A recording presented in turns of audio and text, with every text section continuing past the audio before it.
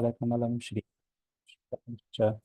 श्रीरूपं साग्रजातं सहगण रघुनाथान्वितं तां सजीवं साद्वैतं सावधूतं परिजनसहितं कृष्णचैतन्यदेवं श्रीराधा कृष्णपादान् सहगण ललिता श्रीविशाखान्वितांश्च नमः ॐ विष्णुपादाय कृष्णप्रेष्ठाय भूतले श्रीमते भक्तिवेदान्तस्वामिन्निति नामिने नमस्ते सारस्वते देवे गौरवाणी प्रचारिणे निर्विशेषशून्यवादी पाश्चात्यदेशतारिणे नमो महापदान्याय कृष्णप्रेमप्रदायते कृष्णाय कृष्णचैतन्यनाम्ने गौरत्विषे नमः। हे कृष्णकरुणा सिन्धो दीनबन्धो जगत्पते गोपेश गोपिकान्त राधाकान्त नमोऽस्तुते तप्तकाञ्चन गौराङ्गी राधे वृन्दावनेश्वरि वृषभानुसुते देवी प्रणमामि हरिप्रिये वाञ्छाकल्पतरुभ्यश्च कृपा सिन्धुभ्य एव च पतितानां पावनेभ्यो वैष्णवेभ्यो नमो नमः। जय श्री कृष्ण चैतन्य प्रभु नित्यानंद श्री अद्वैत गदाधर श्रीवासादि गौरभक्तवृंद हरे कृष्णा कृष्णा कृष्णा हरे हरे हरे राम राम राम हरे हरे। मूकं करोति वाचालं पंगुं लङ्घयते गिरिं यत्कृपातमहं वन्दे श्रीगुरुं दीनतारिणम्। नमो भक्तिविनोदाय सच्चिदानन्दनामिने गौरशक्तिस्वरूपाय रूपानुगवराय ते। Let's also offer our prayers to the six Goswamis. नानाशास्त्रविचारणैकनिपुणौ सद्धर्मसंस्थापकौ लोकानां हितकारिणौ त्रिभुवने मान्यौ शरण्याकरौ राधाकृष्णपदारविन्द भजना नन्देन मत्ताधिकौ वन्दे रूपसनातनं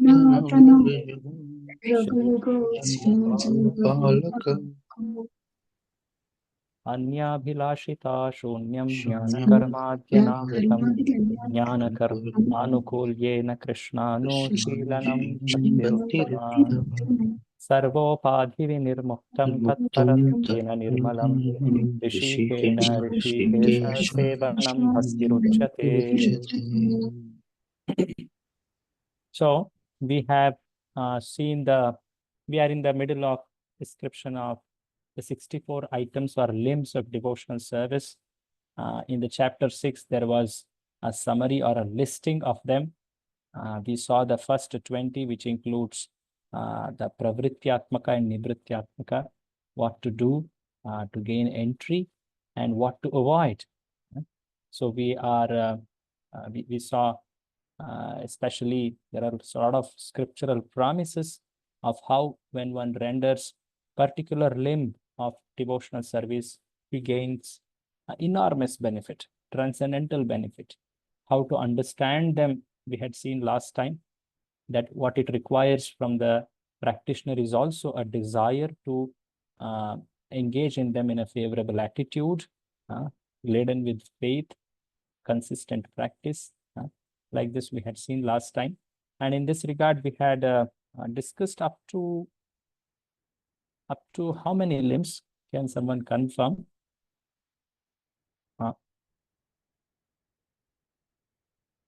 Yeah. My marker shows 49.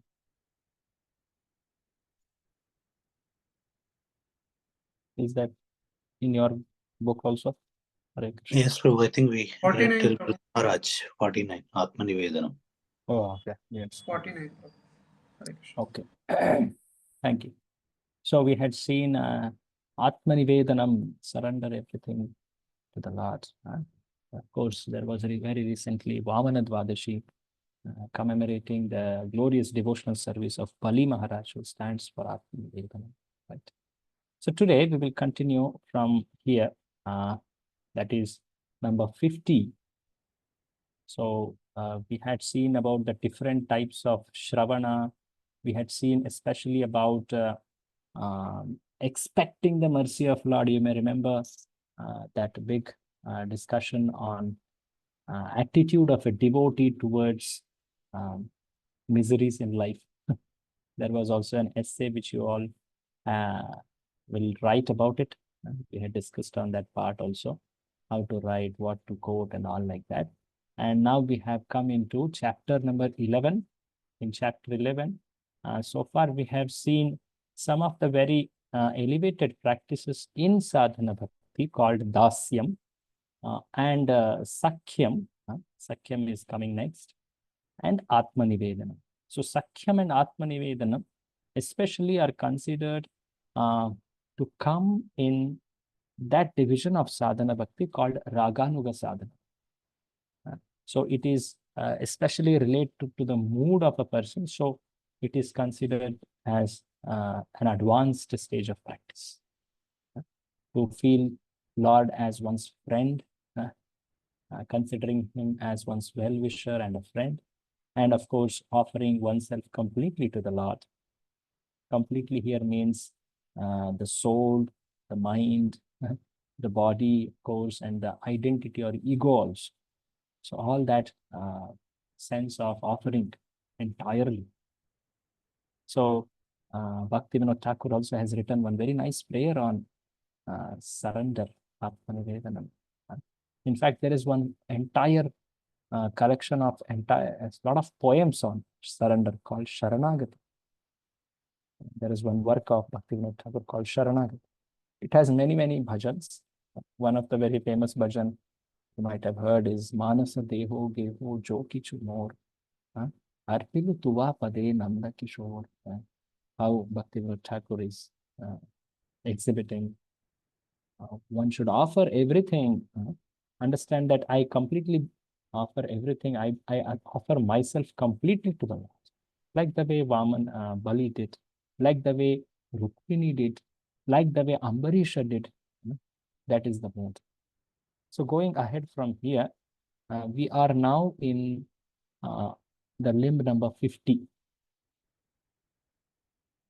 The 50th limb is called offering a favorite article. The favorite article. So we all like something. So to offer that most liked object to Lord is an expression of our love.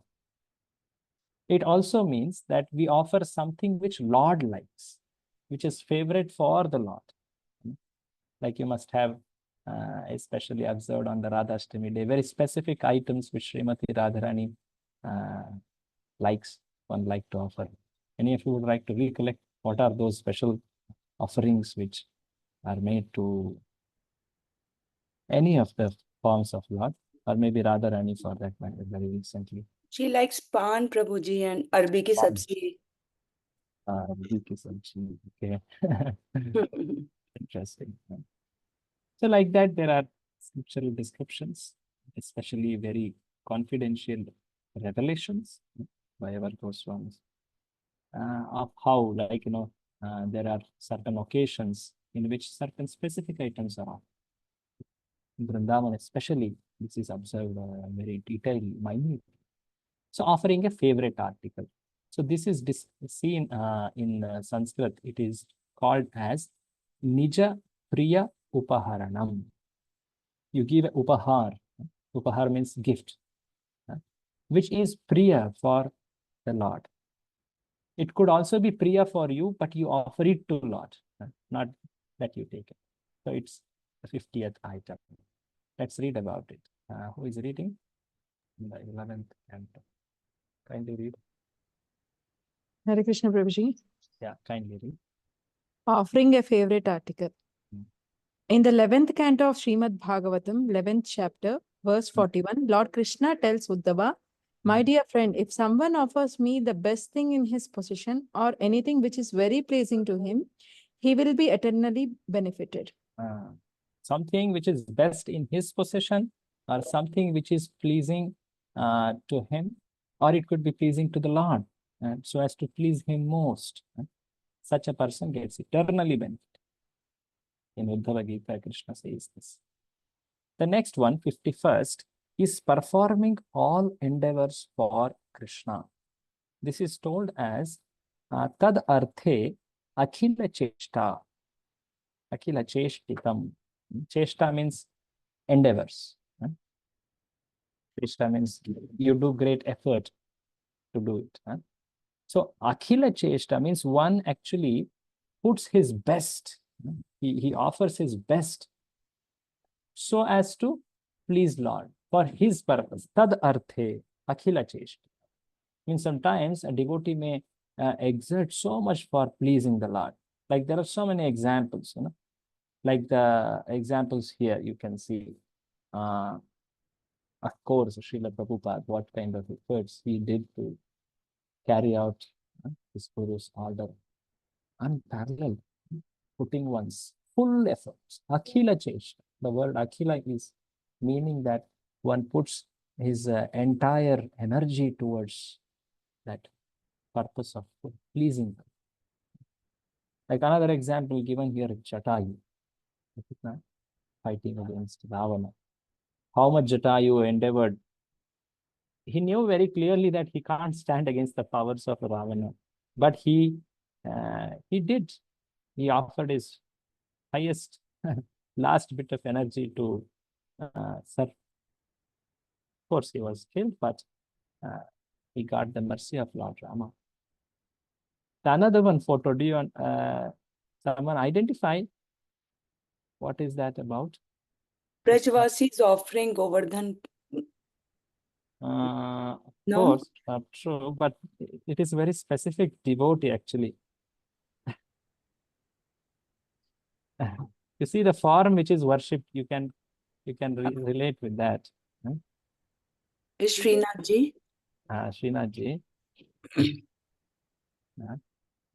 This is a great devotee by name Madhavendra Puri. Oh, okay. Chaitanya Charitamrita, it is described Madhavendra Puri for the deity Govinda. Srinath ji also he called him. So he, first of all, Lord appeared in the dream and he told him where he is. So he followed that instruction and took out the Lord from the earth. He profusely bathed him, bringing down the heat, and he elaborately conducted festival to please the Lord. For so many days, Lord was, not served well, and he now establishes a great festivity. It is told that the festivity was so elaborate. Every day, one village was volunteering to serve the Lord personally. Mountains of bhoga, of rice, of sweets, of chapatis, of dal, of all those items. And like this, it went for months, several months. And it was a great endeavor. Anyone would like, usually when we organize one small festival, say Ratha Yatra or Janmashtami in one small locality, it requires so much effort. No? At the end of that whole event, we feel so tired, my God, when will it end? That kind of a feeling comes, at least for me, it comes being the condition. We always look to end that. We don't have any energy to endeavor more. But Madhavendra Puri, day after day, such greatly great efforts is being put to please the Lord.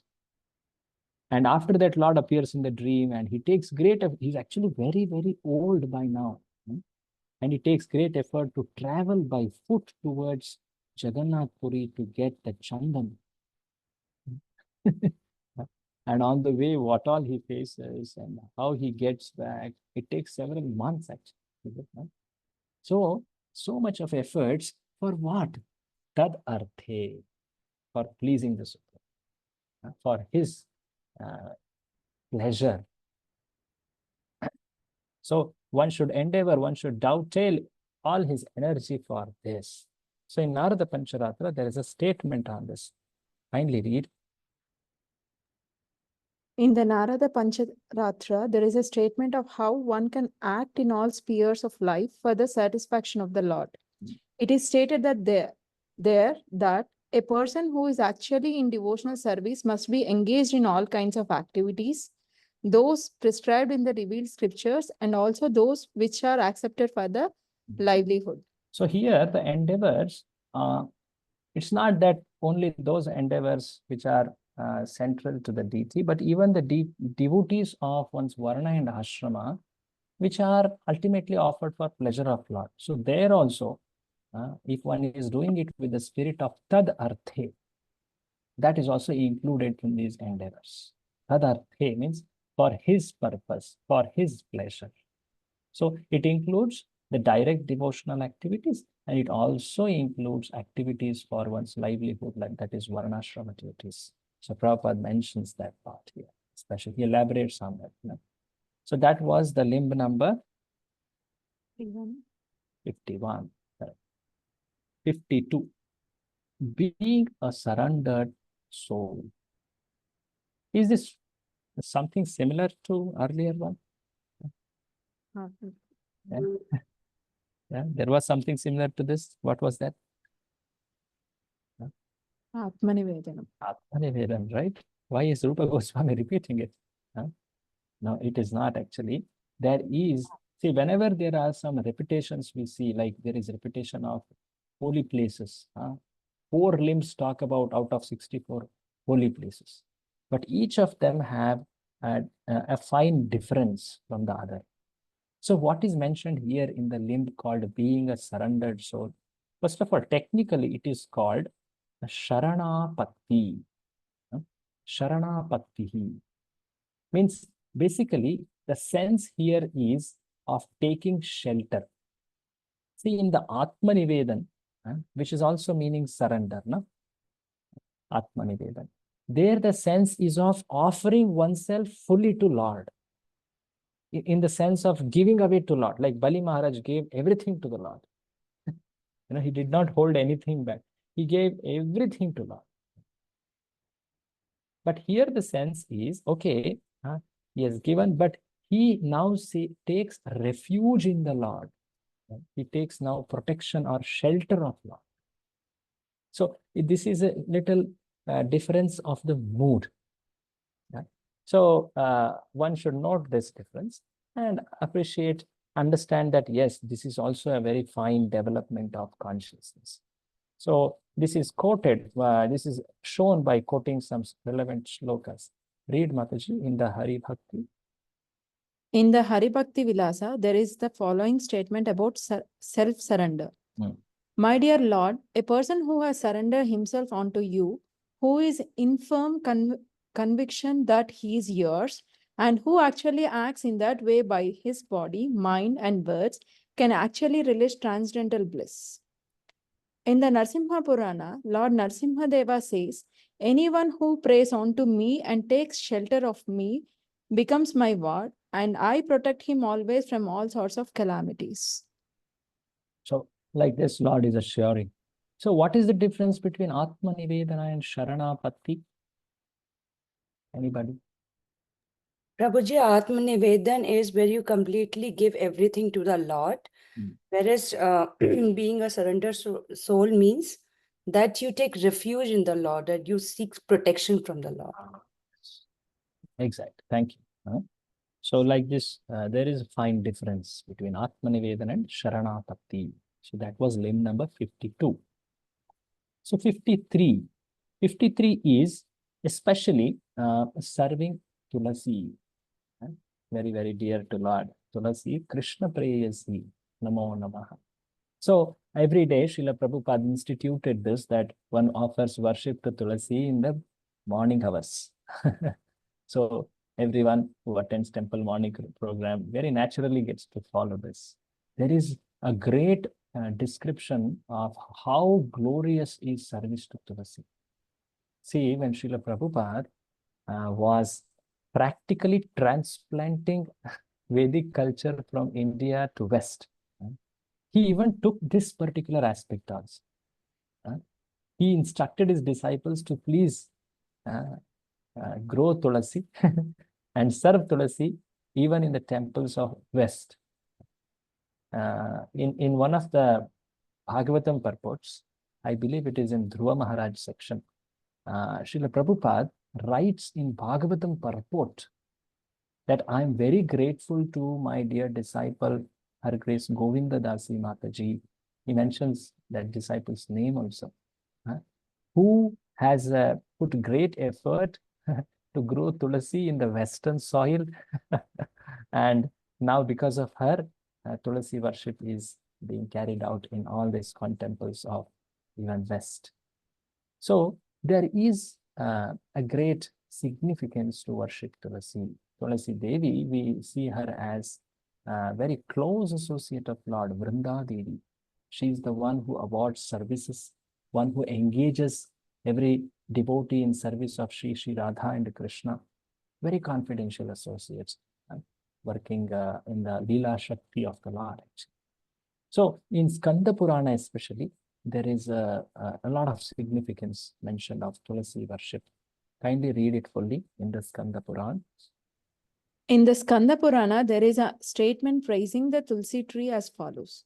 Let me offer my respectful obeisances onto the Tulsi tree, which can immediately vanquish volumes of sinful activities. Simply by seeing or touching this tree, one can become relieved from all distress and diseases. Simply by offering obeisances to and pouring water on the Tulsi tree, one can become freed from the fear of being sent to the court of Yamaraja, the king of death, who punishes the sinful. If someone sows a Tulsi tree somewhere, certainly he becomes devoted to the Lord Krishna. And when the Tulsi leaves are offered in devotion at the lotus feet of the Krishna, there is full development of love of Godhead. Love of God. Just see one simple activities: seeing, touching, offering water, bowing down, offering those Tulasi leaves to Krishna. How much beneficial they are. Each of those small activities have great significance. So it is a very common sight in traditionally that Tulasi plant is in front of the house. That shows that there is Lord Krishna's mercy in some form residing in that place. So Srila Prabhupada, there was one very famous social so-called reformer in Bengal who spoke against Tulasi worship. Prabhupada was very intolerant whenever some of the people would come and tell him, this person says like this about Tulasi, and Prabhupada would directly call him, he is a fool. There was a person who told that why people worship Tulasi, better is to worship eggplant, bangan. It leaves at least some vegetable for one's belly, for fulfilling one's hunger or like that. But such kind of material outlook, that shows one's paltry devotional credit. It doesn't have, he's practically very poor in spiritual credits. So, but it's very natural that even those who are not very highly educated or so, they are so respectful towards this. I have somehow witnessed this being at Maharashtra, that people have tulsi on their heads and they carry it for long distances. There is one festival which is conducted nearby Pune, in which people travel every day tens of 15, 20, 30 kilometers for 1 month closely, walking from Pune to the Lord Vitthala's place at Pandharpur. And they carry tulsi on head, and they, in fact, they're so joyous. They're dancing, chanting the names of Rama, Krishna, Hari, and Vithala, Rukmini. So like this, people have such a very innocent faith, and that faith is a sign of great spiritual richness. It is not easily gotten. It cannot be imitated also. At the same time, even a little devotional expression towards Tulasi is greatly rewarding. In one of the earlier times, it was the case that just before Tulasi worship in the temples, these passages were read. Even today, some of the Prabhupada disciples read it like this. There is one great Srila Prabhupada disciple by name His Holiness Navayogendra Swami Maharaj. Even now also, if you attend any time morning Mangalarti with him, led by him, he will say all this recites this loudly on mic. Huh? Oh, Tulasi, you are auspicious in all respects. Can you read this, Mataji? This, In the Skanda Purana, there is another statement about Tulasi as follows. Tulasi is auspicious in all respects. Simply by seeing, simply by touching, simply by remembering, simply by praying to, simply by bowing before, simply by hearing about, or simply by sowing this tree, there is always auspiciousness. Anyone who comes in touch with the Tulasi tree in the above mentioned ways lives eternally in the Vaikuntha world. see, we cannot fathom how this much credit can be given just for such simple contact with the Tulsi.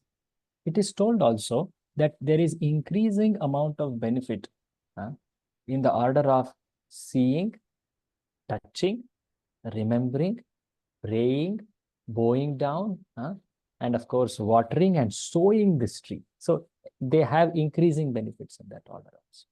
And it is told, especially with respect to chanting the holy names, to overcome one's laziness, jadya. It is told that one should sit in near Tulasi and chant. You may remember that incident of Srila Haridas Thakur instructing the prostitute to chant in front of Tulasi. Tomorrow, Srila Haridas Thakur's disappearance day. Such a momentous day, actually, it is. Namacharya. Srila Haridas Thakur is called Namacharya by Chaitanya Mahaprabhu. Chaitanya Mahaprabhu was the one who inaugurated the Nama Sankirtana. But yet he named Haridas Thakur as Namacharya because he showed such kind of fixity, faith, such kind of conviction, unwavering determination, and preaching about all. So we can all remember him on this occasion also. And he instructed that one should chant in front of Tulasi. And there was such a great transformation in that incident. We noticed that. Is it now? So like this, this chapter concludes. We have covered so far how many limbs? 52. 53. Reducing 53 it is. Huh? It's 53. So there are another 11 more. So they will all be mentioned in this particular chapter, chapter number 12. So in chapter 12, we see from we see from 54 to 64 from these limb number. We see this. So let's go to chapter 12. Anybody else would like to take a reading? Hare Krishna, may I, Prabhu? Yes. So now again, there is one more limb which is coming, which will be repeated. In a finer difference, it will be emphasized in different names. This is 54th limb, hearing the revealed scriptures, Shastras. Kindly read. Sure, Hare Krishna.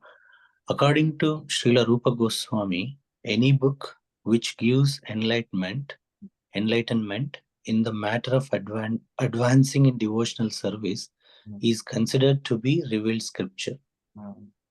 Srila Madhavacharya has also defined revealed scriptures as referring to books such as the Ramayana, Mahabharata, Puranas, Upanishads, Vedanta, and any other literature written in pursuance of such revealed scriptures. So hearing revealed scriptures. Actually, Shastras are revelations. It was Lord himself who spoke the original Vedic message to Brahmaji. It was a revelation.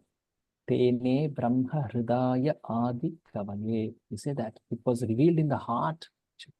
Likewise, it was revealed to the four personalities who become the four fathers of the Paramparas, right? Brahma, Rudra, Kumara, and Shri Sampradaya, like this. So it is revelation, and that is transmitted in Parampara. And that revelation, it also can happen to an Acharya at a later time. Like many Acharyas, like here Bhakti Rasamrita Sindhu. This is a revealed scripture. It happened, it was written close to 500 years ago. Right? So we still list this under revealed scripture. It may not be technically within Shruti in the Veda category, but it is under the category of Smriti, revealed scripture. So it was revealed to Rupa Goswami by Sri Chaitanya Mahaprabhu, and he elaborated it. So even scriptures like Ramayana written by Valmiki, Mahabharata written by Vyasa, Puranas, these all sages have written this. Vedanta, Upanishads, of course, Veda parts. So all these come under the category of revealed scriptures. Okay? And if one happens to even just keep those literatures and offer respect, offer one's worship. Now, in few days, the full moon day is coming, Purnima. It is significant. You know why? Bhadrapur. Srimad Bhagavatam. It's told that on that day, if one worships the literature Srimad Bhagavatam with great respect, if one reads Srimad Bhagavatam on that day, if one gifts Srimad Bhagavatam on that day, it is greatly benefiting. In Srimad Bhagavatam itself, it is described. So one who just have this literature at home, that home becomes very auspicious. What to talk about offering puja? What to talk about reading it? So there are glories of that in Skanda Purana like that. So Narada Muni says, any place, anyone who embarks on expanding those literatures with explanations, such a person has the grace of Lord Narayana. He says that. In Srimad Bhagavatam, there is a very famous quote. Read this. Srimad Bhagavatam is the... In Srimad Bhagavatam, 12th canto, 13th chapter, verse 15, it is stated, Srimad Bhagavatam is the essence of all Vedanta philosophy. Any person who has become attached in some way or other to the reading of Srimad Bhagavatam cannot have any taste for reading any other literature. In other words, a person who has relished the transcendental bliss of Srimad Bhagavatam cannot be satisfied with mundane writings. So the verse says, Sarva Vedanta Saram hi Srimad Bhagavatam ishyate. The whole essence of Vedanta is contained in Bhagavad. Sarva Vedanta Saram hi Srimad Bhagavatam ishyate. And the rasa, the relish one gets in reading Bhagavatam, tad rasamrita triptasya, it can satisfy, it can give such great pleasure that he feels na anyatrasya rati kvachit. He will not feel any other attraction. If one truly relishes Srimad Bhagavatam, then by hearing from elevated sages, souls, and one receives it the right attitude, he will not have any mundane attraction. That's the promise given in Srimad. So this is the limb about hearing the revealed scriptures. So hearing revealed scriptures, this includes Vedic literatures, this includes like Ramayana, Mahabharata, as it is listed here, Puranas, especially it includes Srimad Bhagavatam. And in future, in the limb number, I think 60 to 63, there is one specific limb detailing Srimad Bhagavatam. Okay, so here it has several Vedic literatures contained here, and Srimad Bhagavatam also is here, but it is exclusively shown in another limb. So this was 54. So 55th, residing in Mathura. So here Mathura means it includes Vraja. It includes Vraja Mandala, right? Mathura, Madhupuri,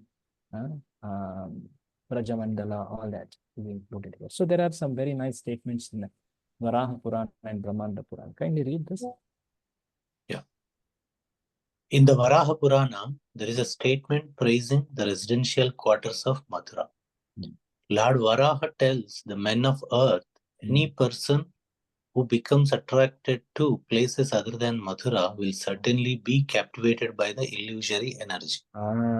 Actually, if you go to Mathura, on the ghats of Mathura, there is one very famous old temple of Varahadev, which even Chaitanya Mahaprabhu visited, Adi Varaha. They call even Shweta Varaha temple also. Right? the history says that Varahadev, after lifting earth for a long time, he took rest. So there is a very beautiful video of Varahadev there. So this quotation is actually Varahadev, who has taken residence at Mathura. He says, so anyone who feels that other places apart from Mathura he should visit, that means he is under the effect of Mahamaya. He's saying it to that extent. Now continue this, another quotation. In the Brahmanda Purana, it is said that all the results of traveling on all the pilgrimages within the three worlds can be achieved simply by touching the holy land of Mathura.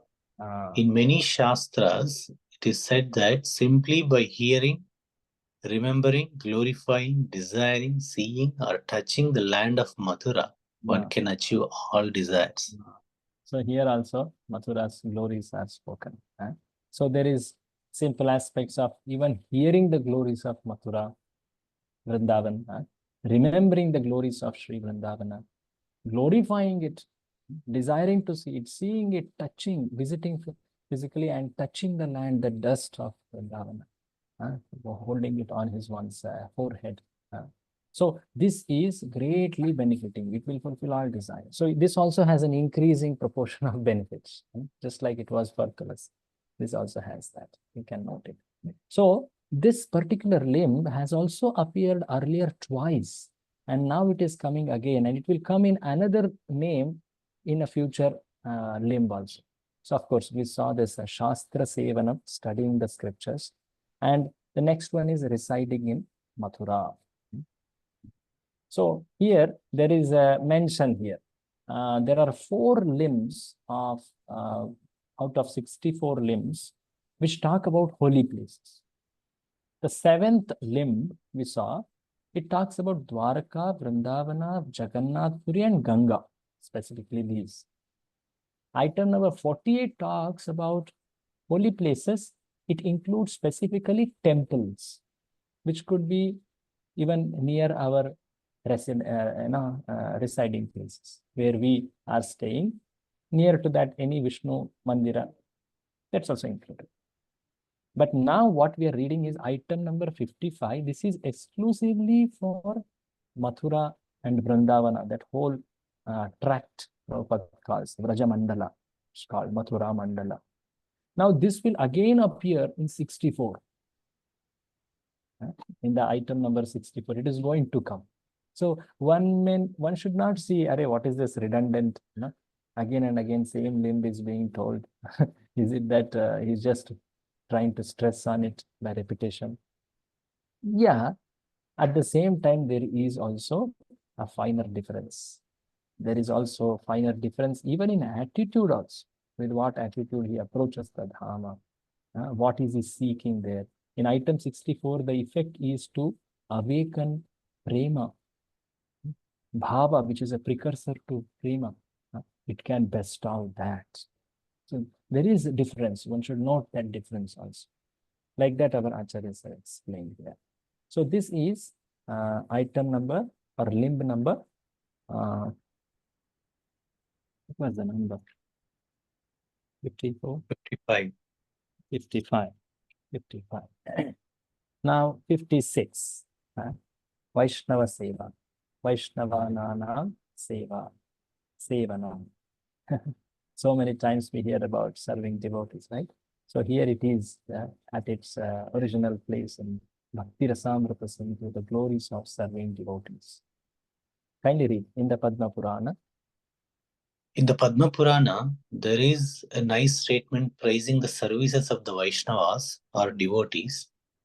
In that scripture, Lord Shiva tells Parvati, "My dear Parvati, there are different methods of worship. And out of all such methods, the worship of the Supreme Person is considered to be the highest. But even higher than the worship of the Lord is the worship of the Lord's devotees." You know, Aradhananam hi sarvesham Vishnur Aradhanam param. Among all the types of Aradhana, the worship of Vishnu Lord Vishnu is considered supreme. But even higher than worshipping Lord Vishnu is serving Tadiya, Tadiyanam Samarchanam. Tadiya means devotees, those who are very intimate to Lord Vishnu. So even higher than serving Lord Vishnu is serving Lord Vishnu's devotees. Can somebody recollect any incident, be it in Bhagavatam or Chaitanya Charitamrita, which specifically puts the service to Vaishnavas as its main teaching? How someone served Vaishnavas and he attained great benefit. Any incident? Narada Muni. How? In his past life, Prabhu, he served some Vaishnava Brahmanas and attained Brahmarshi. Devarshi state. Devarshi state. So in first canto Bhagavatam describes Bhakti Vedanta sages they were. Very right. Any other? Ambarish Maharaj Prabhu, it's not directly related to service, but when Sudarshana Chakra comes, when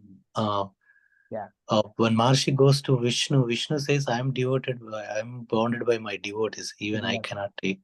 Correct. Yes, that also shows how Lord Vishnu is telling how my devotees are so powerful than even me. I can't control the Sudarshana, only my devotees can protect. Thank you. Any other? So many are there. Draupadi, when she has nothing to serve the Vaishnava, Bhrigu Maharshi, I think he comes, not Bhrigu Maharshi. Durvasa Muni. Durvasa Muni, when he comes and she has nothing to serve, but still she has that intention to serve the Vaishnava, then Krishna just advised her to not to open the that utensil and just serve him, so that she'll not fall out of the food. Oh yeah, correct. That's also nice. I recollect there is one very interesting pastime I heard. This is happening in Sri Parampara. There was one person who was actually attracted to a Vaishnavi. He wanted to actually marry her. And he comes and he tells and proposes that I want to marry you. So what she says, I can actually, I can follow what you're saying, but only after you serve these great Vaishnavas so many times, I think 100 or sometimes, she says. Every day for this many, 1 year, you serve all the Vaishnavas. Vaishnavas you should serve every day for next 1 year. You should call them to your place and serve prasadam very respectfully and take their uchishta. So he thought, okay, because after this, she will be mine. So he, with that intention, he started. He was not a devotee. He started and he served actually. And after some months only, he became so devoted, he forgot about his desire. And later, he becomes so transformed also. I'm forgetting Bhuta Alvar or some name is there. Forget the name. But he becomes an Alvar among the 11 Alvars. His name is there. So just see the power of serving the Vaishnavas. So Vaishnavas engage us in serving Vaishnavas, and that's their transcendental trick. That's how we even get transformed.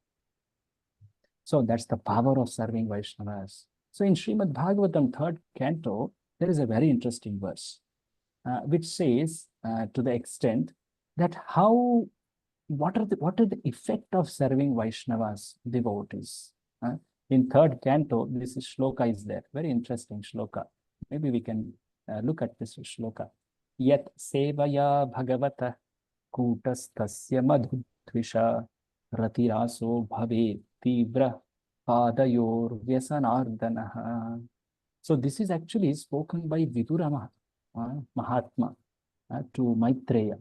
He's saying this. Read this translation on the screen. Yeah.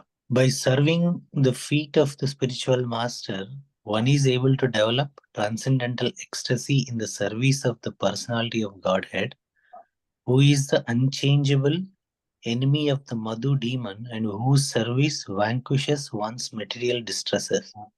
So by serving Vaishnavas, one attains unalloyed devotional sense. He develops ecstasy. That's how this is quoted here. If you see, Prabhupada actually quotes the same words, and he says one achieves unalloyed devotional sense. So all the miseries, the shloka says, vyasana, all that gets destroyed by serving the lotus feet of Vaishnavas, and one develops a deep devotional love, in Prabhupada's words, towards Madhudvisha. Like this, Prabhupada is quoting several verses here.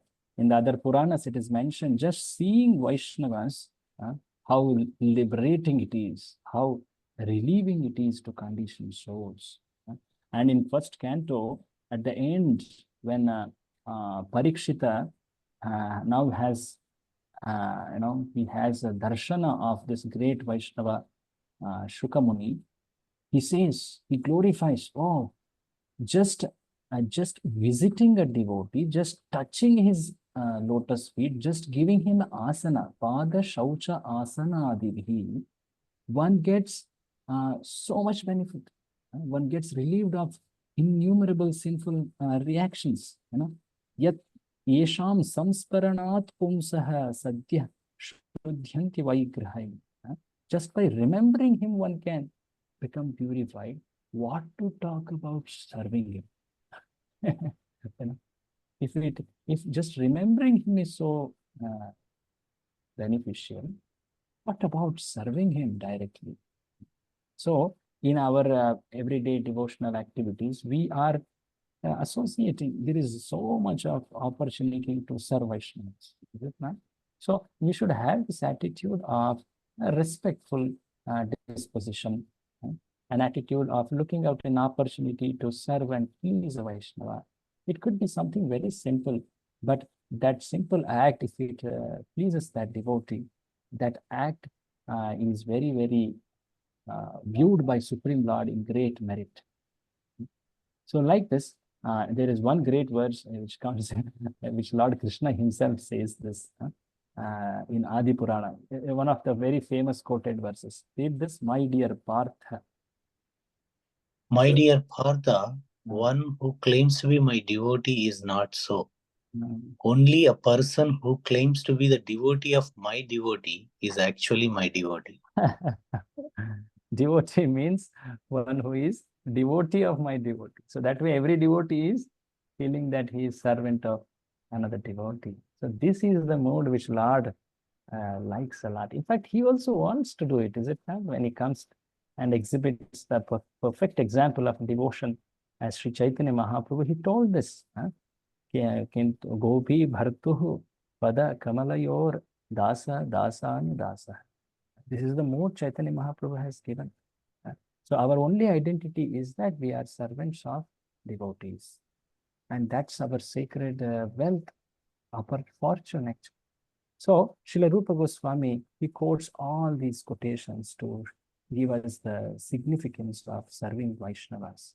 So here Guru is surely the foremost Vaishnava in a devotee's life. And all the other Vaishnavas whom one is staying with, they also should be seen in that light and served. Surely one will be very respectful to Guru, Diksha Guru. But he should also be very, very, the mood of service should be there towards even the devotees with whom one stays. That is very beneficial. Now the next limb, the limb number 57. Serving the Lord according to one's position. Kindly read this in the Padma Purana. In the Padma Purana, there is a statement that one should perform the ceremonies for the Lord according to one's financial position. Everyone should observe the different ceremonies and celebrations of the Lord by all means. So one should, according to one's ability, he should observe festivals. He should observe festivities for the deities at his place. According to one's financial position, it need not be grand, more than one's possible, what one can afford, but surely it should be anurupataha, according to that, one's position. One should not be miser. in celebrating the mercy of the Lord, like that. That was limb number 57. Now 58. It's so incidental, is it? That we are reading the glories of Kartika when we are just approaching Kartika in few weeks. So this limb number 58, performing devotional service in Kartika. Kartika, one of the Masa called Damodara Mas.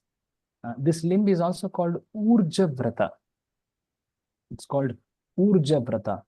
Urja means, in a simple Hindi, Urja. Have you heard this word? Urja. Yes, Prabhuji. What it means? Energy. Energy. It gives so much of strength. That's the Urja. Observing Kartika in devotional service in Urja Vrata, Urja Mas or Kartik Mas, it gives so much of strength to one's devotional practice. So it will make a little devotional act give profuse result. Urukara iti urja. Uru means that which magnifies. That's why you must have heard such glorious quotations. Even if one chants one holy name on this month, it's equivalent to chanting, I don't know the exact number, multiple names, thousands of names or lakhs of holy names. That too, if one chants in Vrindavan, in Kartika, you cannot count on it. Is it right? So such kind of quotations are there. What does it show? It has that great magnifying effect. Lord, who is by nature merciful all the time, becomes all the more merciful at this time, Kartika. Kindly read one of the most important of these. One of the most important of these ceremonial functions is called Urja Vrata. Urja Vrata is observed in the month of Kartika, October and November, especially in Vrindavana.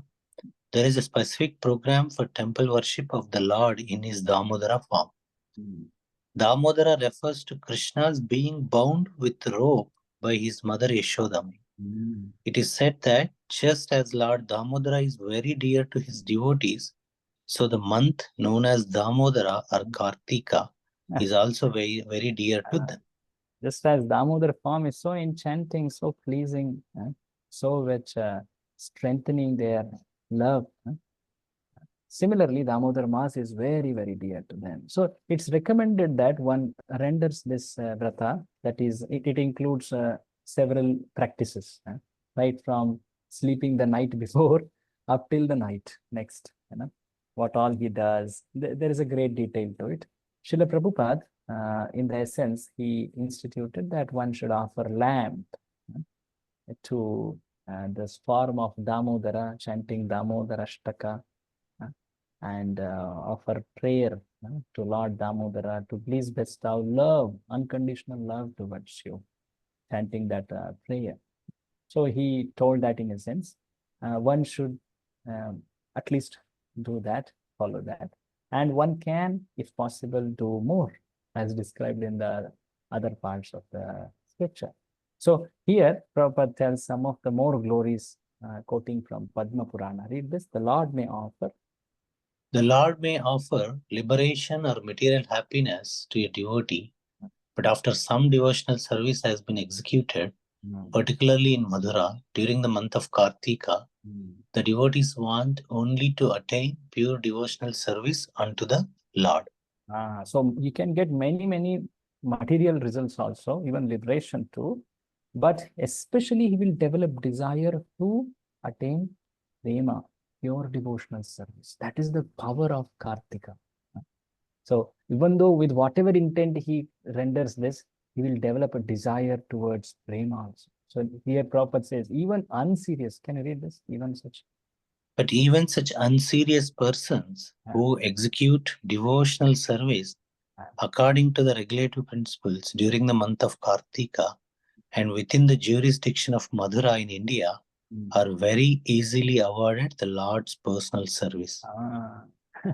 They get personal service to Lord. That's the special thing. So how do we celebrate Kartika? There could be many details to it. Anyway, of course, you will get some association of senior Vaishnavas and hear about it more. But Srila Prabhupada told one should chant Damodarashtaka. One can chant more number of rounds on those days, on that full month. One reduces focus on one's body and more chanting, hearing.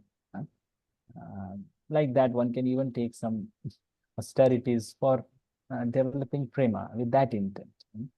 And surely it gets multiplied many, many times. And if one can do it in Vrindavan, at least a visit Vrindavan during that period, amazing it is. It cannot be equated to anything. That is the limb number 58. So, Urja Vrata. Now from here, okay, 51, 9 is also there after that. The 5 important limbs. Yes, 59. So 59 is specifically talking about celebrating festivals. This is specifically the appearance day festival of Lord. That is Janma Dina Yatra or Janmashtami. Observing festivals, celebrating the Lord's activities. This is especially related to Lord's appearance. So these glories are told here. Someone else would like to read here? Yes, Prabhuji. Huh? Hare Krishna, Prabhuji. Kindly read from beginning. In the Bhavishya. I'll read, Prabhuji. So in the Bhavishya Purana, there is a statement about observing different ceremonies celebrating the Lord's appearance, birthday, and other transcendental activities. It said, "My Lord Janardana, Krishna, please let us know the date when your mother Devaki Devi gave birth to you. You kindly inform us about this, then we shall observe a great celebration on this day. O killer of Keshi, we are souls 100% surrendered unto your lotus feet, and we wish only to please you with our ceremonies." So our desire to celebrate your appearance is to please you, not for any material benefit. So Prabhupada says this shows that how if one celebrates Janmashtami or this kind of festivals, he will attain association. So like this, 59 limbs are completed. Now, you already know this fact that out of 64, there are the last 5, they are especially significant. So we are approaching these last 5 now. So 59 we completed, right? Janmashtami. So these last 5 are considered most potent forms of devotional service. One cannot sufficiently describe their glories. That's how Rupa Goswami says at the end. He tells a lot about them. In fact, after listing here in description these 4 or 5 more limbs, there is one chapter, chapter number 13, which talks about the glories of these 5 limbs only. So Sri Chaitanya Mahaprabhu, he has told in Chaitanya Charitamrita the 5 significant devotional activities. Nama Kirtan, what is it? Bhakta Bhagavata Shravan, Shrimurtira, Mathuravasa Shrimurtira, Shraddhaya Sevan. Like that, there is a verse. So Chaitanya Mahaprabhu says that in Chaitanya Charitamrita. These 5 are foremost. So they are now described here briefly, and they are described in little more explanation in the next chapter. And at the end of it, Rupa Goswami says, I cannot fully describe them. They are so powerful. They are so powerful. Even a little contact with them, even if it is unintentional, accidental, it gives such great devotional credit. Right? He will awaken attraction towards Lord Krishna just by coming in a small touch with this kind of, through these 5 forms. So the first among those 5 is serving the deity with great devotion. This is limb number 60. Limb number 60. So earlier also we have seen serving the deity. There was a limb number 30 called Archana. There was Paricharya, Archana, so many limbs were there of regarding deity. But here it is mentioned Preeti.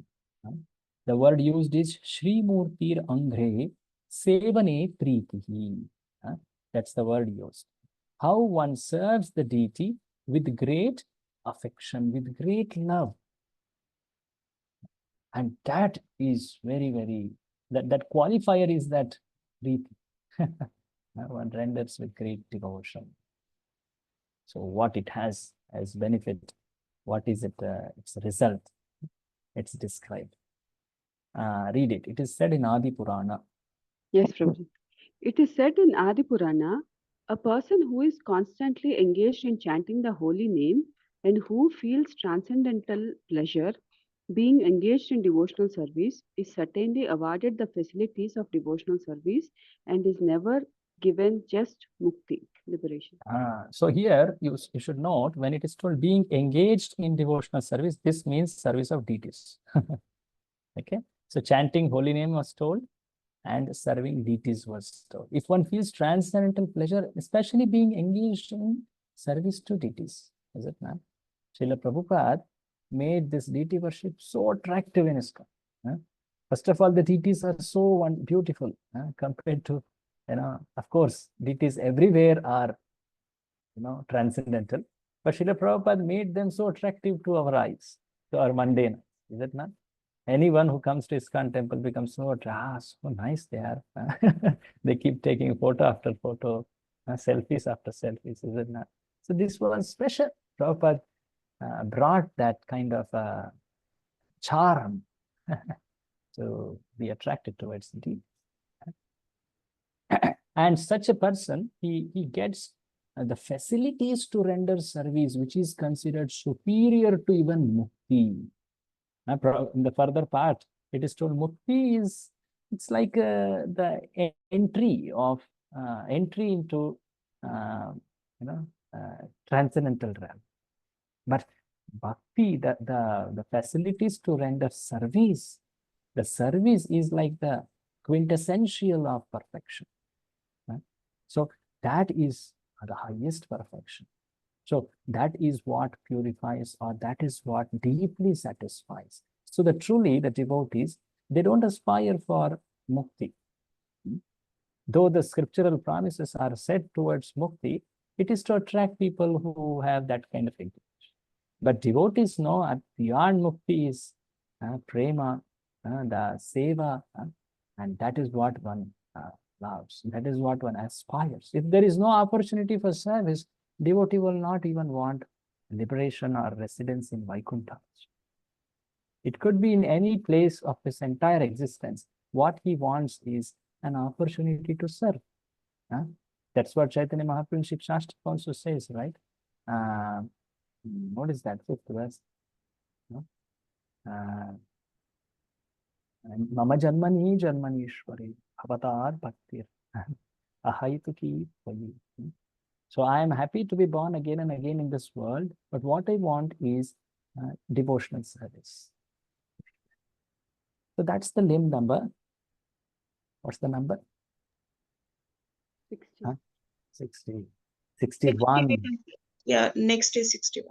Yeah, now it is 61. Okay. So now 61 is about Srimad Bhagavatam. So among all the Vedic literature, Srimad Bhagavatam has a very special place. So in this description, it will become more evident. Read it, Mataji. Srimad Bhagavatam. Yes, Prabhuji. Srimad Bhagavatam is the desire tree of Vedic wisdom.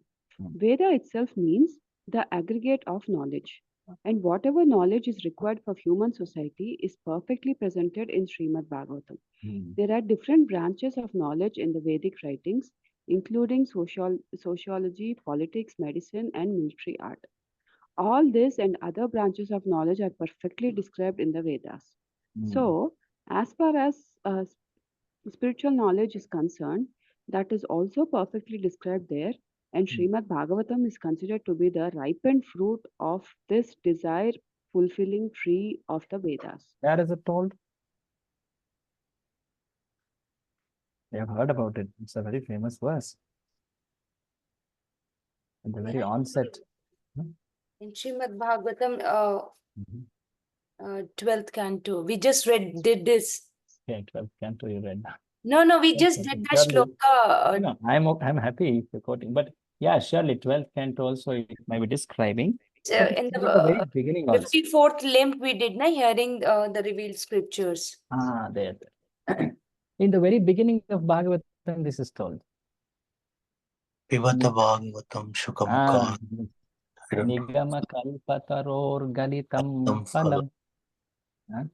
Shukamukhadamrita drava samyutam. Pibata Bhagavata rasamalayam. Muhurapora Vibhavuka. So there it's told Galitam Phalam. Nigamataro Galitam Phalam. In the tree of Nigama, Nigama means that branch, Vedic literature surely, but that branch of Vedic literature which are considered superior, Nigama Shastras, which actually take one to spiritual world, Nigama Shastras. Agama, Nigama, there are many categories.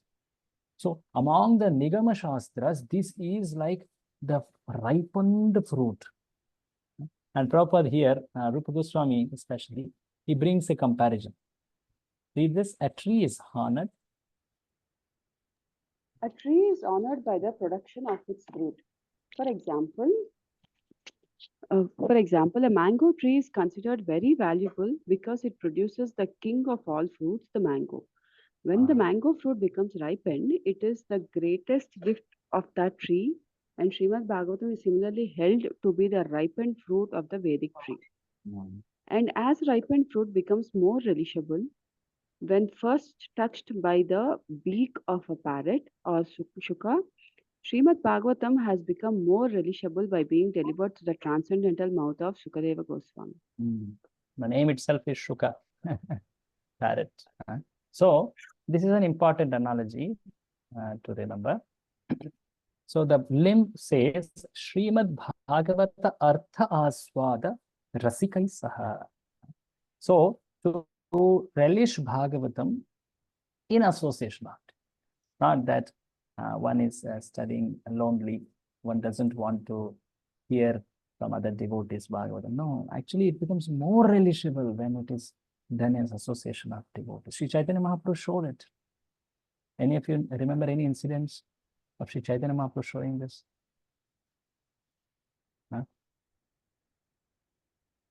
Or for that matter, any example of relishing Bhagavatam in association of devotees, such examples? Sutta Goswami reciting it to 60,000. Oh yeah, that's true, correct. In Bhagavatam itself. Correct. So if you go to, see, actually why I bring again Chaitanya Mahaprabhu is because he's the perfect example of all these practices.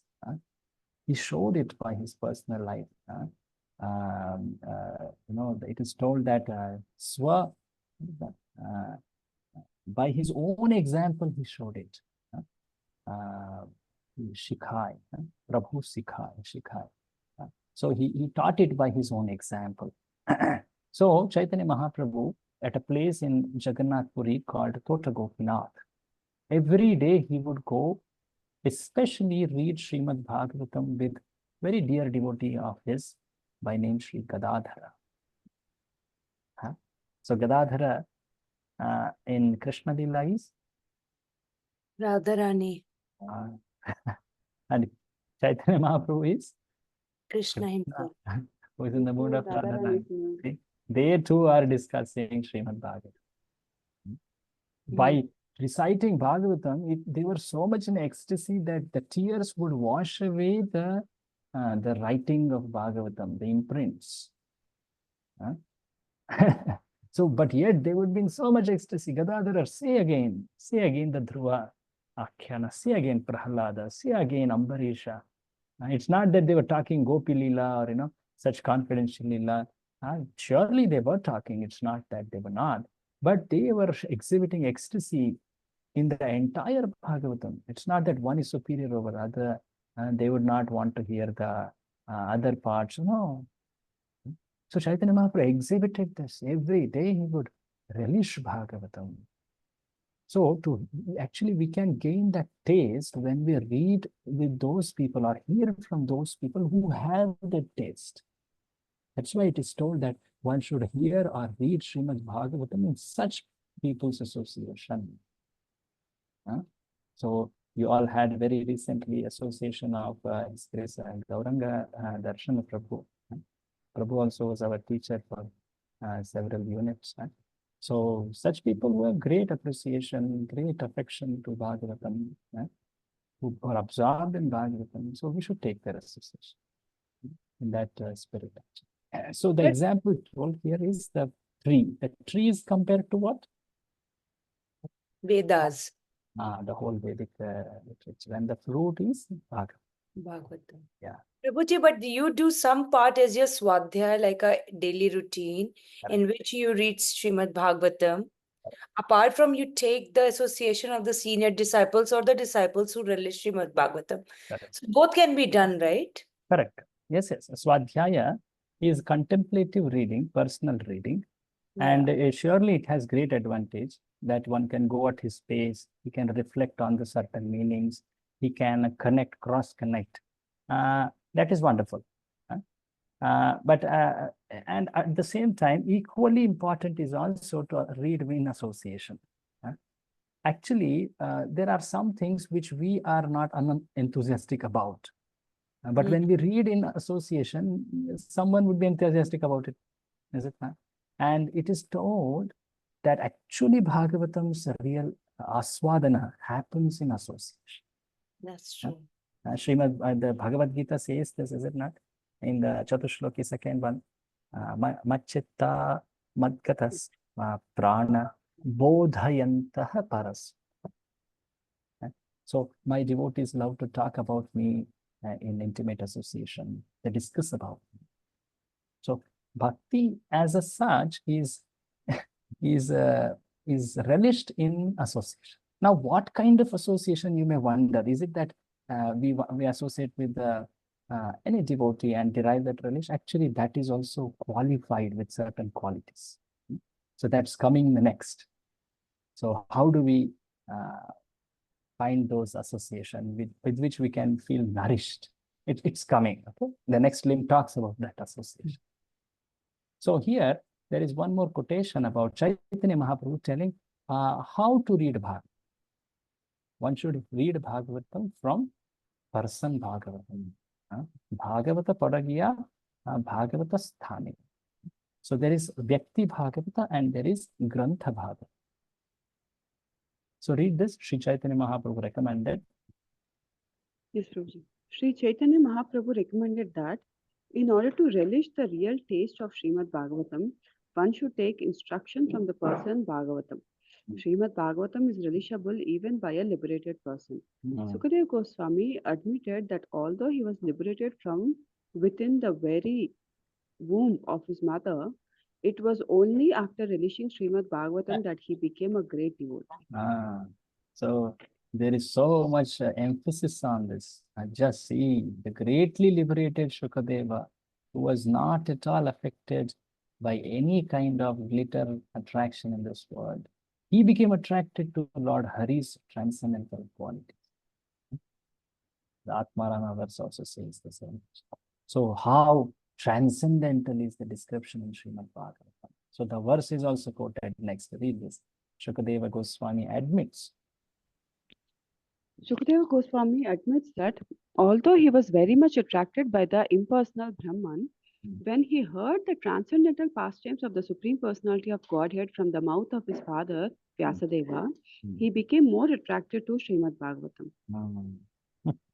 So, like this, one should understand that Srimad Bhagavatam is the highest. It's not that it has only some simple, charming descriptions, which may not be highest. One may have that doubt lingering, but here it's very clearly told.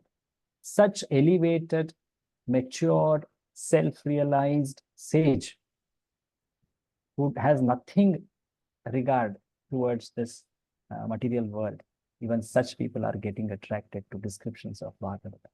So Bhagavatam is a medicine for those who are conditioned, and Bhagavatam is a relish for those who are realized. It has that both nature, It has a nature of being medicine, purifying. It is also very relishable for those who are purified. Prabhuji, Gauranga Darshan Das Prabhuji said the same thing. He Okay. said when Sukhdev Goswami was not interested in the material life and he went to the jungle and not want to associate with anybody materially. And Vyasdev really wanted his son to come and he sent some people to the jungle to recite the Srimad Bhagavatam verses. And when he heard those verses, he wanted to hear more and more and more about this Krishna. And those verses only made him come back and hear Bhagavatam from Vyasji. Correct. Thank you for sharing. Yes, that's the amazing power. That's the supreme nature of Srimad Bhagavatam. In fact, it will come more evidently in the next chapter also. So here it is, this example, please all of you note the mango and the tree. That analogy is important to remember. So Srila Prabhupada, he has done great service to humanity by giving Srimad Bhagavatam. Otherwise, what would have been our hope? That at least I had never heard of even Bhagavatam before coming in touch with Srila Prabhupada. So it would have been pathetic if it was not Srila Prabhupada. What would have been our hope? So understanding Srimad Bhagavatam from Srila Prabhupada's purports is very, very important. That is what nourishes. That is what purifies. So one should read Srimad Bhagavatam following the Acharya's purports like that. So next one, the next limb, what is the name? What is the number? 62, Prabhu. 62, 62. Associating with advanced devotees. Now here the word advanced devotees, what does it mean? You will say advanced devotee, surely it has a lot of description there. So the word says sajatiya ashaya snigdha Shri Bhagavat Bhakta Sangha. Each of these words has a great import. Sajatiya, like-minded. Sajatiya ashaya means like-minded, who also appreciate similar mood of devotional service. Sajatiya ashaya and snigdha, affectionate. Shri Bhagavat Bhakta Sangha, and also elevated. There is also a sense of elevated. That's why advanced word is used. So associating with advanced devotees of similar heart. All Vaishnavas are wonderful, worthy of respect and service. At the same time, some Vaishnavas we naturally gravitate towards. We find them like-minded. Right? So one should associate with such and read Bhagavatam. Like earlier we saw reading Bhagavatam in association. So one should read a Bhagavatam. One should discuss devotional service, render service in such association. So association here is specifically of that quality. Read, please. Who was reading? Read it. Yes, Prabhu. The importance of discussing Srimad Bhagavatam in the society of pure devotees was explained by Shaunaka Muni during the meeting at Naimisharanya in the presence of Sutta Goswami. Sutta Goswami confirmed that if someone is fortunate enough to associate with a pure devotee of the Lord, even for a moment, that particular moment is so valuable that even those pious activities which can promote one to the heavenly planets or give liberation from the material miseries cannot compare to it. So even moment of association of a devotee, tulayamala venapi naswargam na punarbhavam bhagavat sangi sangyasya martyanam kimutashishaha im lavamatra sadhu sangha, lavamatra bhakta sangha. That is also so great that it cannot be compared to swarga. It cannot be compared to mukti. What to talk about any other material benefits? They are so paltry. So it is so elevated. It is so transcendental in its merit. Only fortunate people get that kind of association. Lavamatra sadhu sangha sarva siddhi hai. Like that also it's described. So Hiranyakashipu, very interesting. In literature called Hari Bhakti Sudhodai, Hiranyakashipu talks to his son. He knows the power of association, how association can affect the hearts of people. So he, while talking to his son, he gives an analogy, which Rupa Goswami quotes. You may wonder how Hiranyakashipu is telling the glories of bhakti. But Rupa Goswami understands Hiranyakashipu originally is a Parshada of Lord. So he has given words which also could be used for showing the significance of association. So this analogy of association, power of association, is important to note. Read this, my dear son. Yes, Prabhuji. My dear son, association is very important. It acts just like a crystal stone, which will reflect anything which is put before it. Similarly, if we associate with the flower-like devotees of the Lord, and if our hearts are crystal clear, then certainly the same action will be there. Another example given Okay, in this that connection- example, another example is little different. But before that, this example, let's try to understand. So what is stone? What is something put before it? Crystal is pure devotees, Prabhuji, and anyone is coming in. No. You mistook it. I just wanted to just check about. Usually we come to that. I also had thought crystal means very pure. No, see it again. My dear son, association very fine.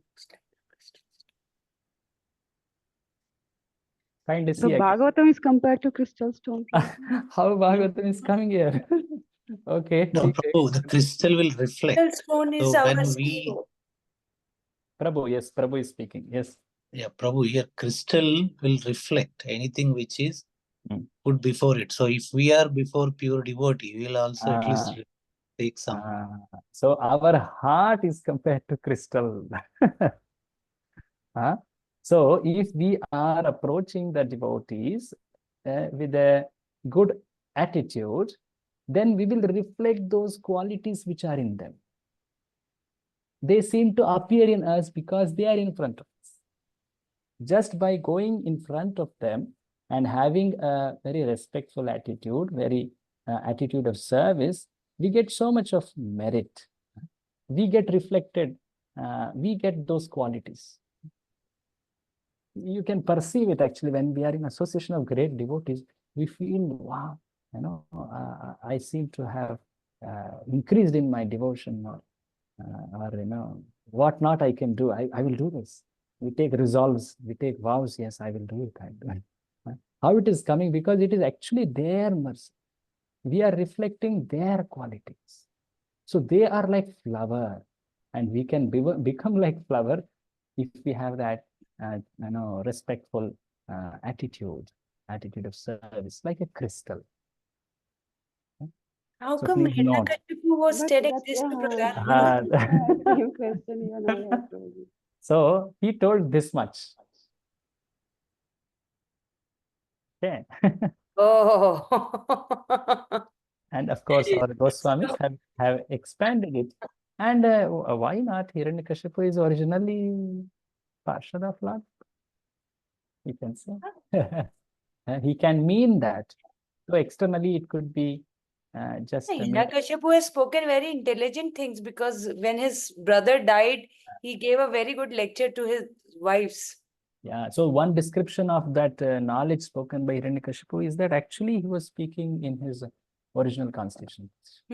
One explanation. Of course, another normal explanation, which is very important to follow, is that one should not hypocritically speak. That's another lesson taught. But point is, let's come back to the point here. Association's importance. So, crystal stone example. Note it. This is good, important for your exam. I'm just pausing it so that we all get it right. Another example. Continue, Prabhu. Sorry, Mataji. Another example given in this connection is that if a man is potent and if a woman is not deceased, then by their conjugation, there will be conception. In the same way, if the recipient of spiritual knowledge and the deliverer of spiritual knowledge are sincere and bona fide, there will be good results. So this is also, actually, this is coming from Bhagavad, this example. A man is potent and woman is fertile, then surely one will receive the progeny. So likewise, bhakti will manifest in the heart of one who is fertile, one who is properly disposed towards association. So that was limb number 62. Now 63. Nama Kirtana. Nama Sankirtan. So we have heard about chanting, japa, kirtan, all that has come earlier, but now it is coming with much more, more higher motive also. So this is told actually in the very beginning of Bhagavatam, just before Parikshita. In fact, Shukadeva Goswami, he has just started speaking. There itself, he tells the glories of holy name. Read this, my dear king. My dear Shall I king, continue? yes, Mataji, please go ahead. Oh, yeah, read. Anyone else? Read. Shall I continue, Prabhuji? Yeah, read, please. Okay. My dear king, if one is spontaneously attached to the chanting of Hare Krishna Mahamantra, it is to be understood that he has attained the higher perfectional stage. So there is this famous shloka in Bhagavatam. It says, the actual verse says that one who is wanting to be free from fear, because you see, Parikshit was in that situation. And anyone in that situation would be so fearful. If you want fearlessness for Parikshita, you should actually do Nama Kirtana. Harer Namanu Kirtanam. See, that word is there very clearly. That word is there. Etan nirvidyamananam ichhatam akuto bhayam. Akuto bhayam. If you want to be free from all types of fear, then it is told, it is concluded, it is decided. There is nothing more discussion or yet to come to a conclusion. No. It is decided. Yoginam nripa nirnitam. Iska nirnay ho gaya hai. It's concluded that Harer Namanu Kirtanam is the way to attain fearlessness. So that is what Prabhupada quotes here. This verse is actually pointing to this. Let's go back to this part. So Prabhupada actually says that here, you see, he was liberated. Let's see, He maybe was here a from, you can read from here. Okay.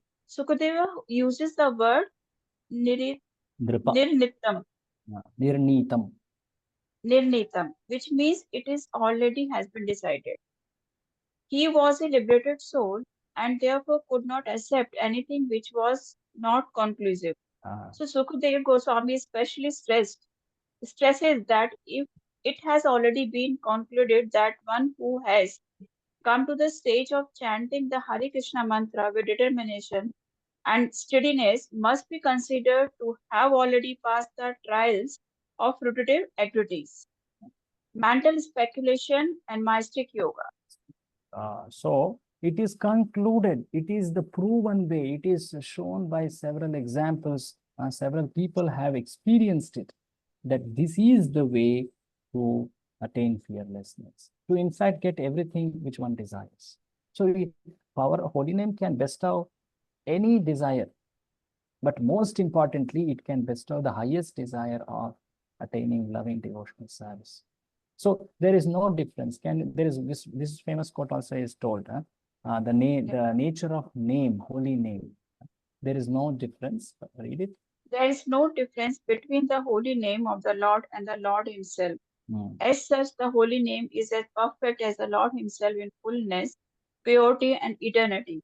The holy name is not a material sound vibration, nor has it any material contamination. Purna Shuddho Nityamukto Abhinnatvam Nama Namino. There is no difference between Nami and Nama. Like I am called Chaitanya Prasad Das. I and the name are different. But in case of Lord, the name and the person Lord are not different. That tattva is told. Abhinnatvam Nama Namina. Purna Shuddha Nityamukta. The word is told. So, like this, the transcendental nature of Lord, holy name is spoken. Now, some comments from Sri Chaitanya Mahaprabhu, very important to note here, because We understand the nature of holy name, but what helps us to access that nature of holy name? Chaitanya Mahaprabhu gives the secret. Chaitanya Mahaprabhu has recommended. Chaitanya Mahaprabhu has recommended that everyone chant the Hare Krishna mantra just to clean the dust from the heart. If the dust of the heart is cleansed away, then one can actually understand the importance of the holy name. For persons who are not inclined to clean the dust from their hearts and who want to keep things as they are, it is not possible to derive the transcendental result of chanting the Hare Krishna mantra. One should therefore be encouraged to develop his service attitude towards the Lord, because this will help him to chant without any offense. And so, under the guidance of the spiritual master, the disciple is trained to render service and at the same time chant the Hare Krishna mantra. As soon as one develops his spontaneous service attitude, he can immediately Understand. I can missed immediately- Prabhuji. Yes. Okay. He can immediately understand the transcendental nature of the holy name of the Mahamantra. So what enables one to experience that nature of holy name? What, Prabhuji, can you ask? What is necessary to access that nature of holy name? The holy name is not different from Lord. The holy name is supremely pure. It can make one liberated from this material world. This nature of holy name, how can we experience it? What is necessary When we from us? cleanse our heart, Prabhuji. When we cleanse our heart, surely that's a result of holy name. Service attitude. Service. See, this word is mentioned. One should therefore be encouraged to develop his service attitude towards Lord. That will help him to chant without offense. See, that's why these things are very important, that we understand how not just performance of activities, but also cultivation of right attitudes. This will help one to make advance. Especially here, stress is on service attitude. We saw the service attitude towards the devotees earlier in one of the limbs, is it not? So the attitude of service towards Lord's devotees, this will actually have effect on chanting of holy name. Sevon mukhe hi jihvadau. It's told in Bhagavatam too. Just by serving the great Mahats, how one starts appreciating bhakti, one starts becoming more fixed in practice like chanting and hearing. He develops a liking to hear by service. What is that? In Bhagavatam, 2nd chapter, it's told.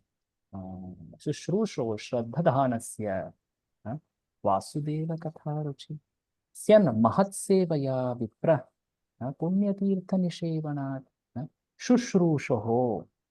If one does a Shushrusha, Shushrusha means, have you heard this word? Shushrusha. Yes. What does that mean? Shushrusha. Like usually child is done Shushrusha. Or a patient is done Shushrusha. Service, basically it means service. Shushrusha means service. So one who has an attitude of Shushrusha, he will develop Vasudeva Katharuchi. So that has great connection actually. Serving Vaishnavas will help us develop attraction to the Lord's messages, attraction to chanting, hearing, all that. So knowing this, we should become very respectful and approach it with the right attitude. Coming to the last limb, 64th limb. Mathura Mandale Sthitihi, 64. Read in the Padma Purana. In the Padma Purana, there is a statement about the importance of living at holy places like Mathura or Dwarika. It is stated there, to travel to different places of pilgrim means to attain emancipation from material bondage. This emancipation, however, is not the highest perfectional stage. After attaining this liberated stage, one has to become engaged in devotional service to the Lord. After attaining to the Brahma Bhuta, a liberation stage, one can further advance to engagement in devotional service. So this attainment, So this attainment of transcendental loving devotional service to the Lord is the goal of life, and it can be achieved very easily for one who lives in Mathura Mandala, even for a few seconds.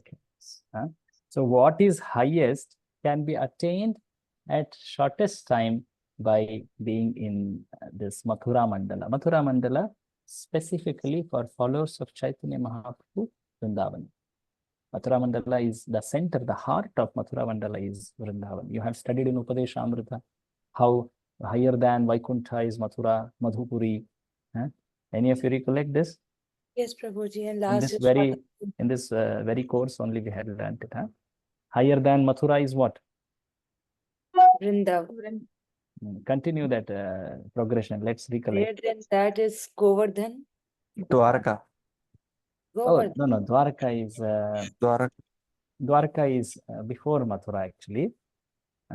So Mathura higher than Vaikuntha. Higher than Vaikuntha is Dwarka, you can say. Higher than Dwarka is Mathura, because Lord did pastimes there. Higher than Mathura is Vrindavana, because Lord appeared there. And then higher than Vrindavan is Govardhan. Govardhana. There were many, many very confidential leelas Lord had there. And higher than Govardhan is Radha Kunda. So you remember this, we had learned from another book by Rupa Goswami, Upadeshamritas, and the conclusion there. So like this, the glory of Mathura Mandala is spoken. Lastly, there is one more statement. Read this. How wonderful. How wonderful it is that simply by residing in Mathura, even for one day, one can achieve a transcendental loving attitude towards the Supreme Personality of Godhead. This land of Mathura must be more glorious than Vaikuntha Dham, the kingdom of God. So like this, we at least went through the whole list of 64 limbs. 63 was Nama Sankirtana, and 64 is especially Mathura Mandala, residing in Mathura, especially because it awakens prema. Now here, a restatement of the last 5 limbs, because they are so potent. They are so potent. Rupa Goswami further expands their glories. Why enough? No, why again repetition here? Rupa Goswami is telling. Actually, it is important. The more we know the glories, the more we take to those practices in proper methods and modes. It's important. Yes, any question on this? Prabhuji, the limb number 55 and this one is, what is the difference? Yeah, we did talk about it. Any of you would like to say? I think the power was going on in between, so I... Okay. Not a problem. Let this be an opportunity for others to tell about it.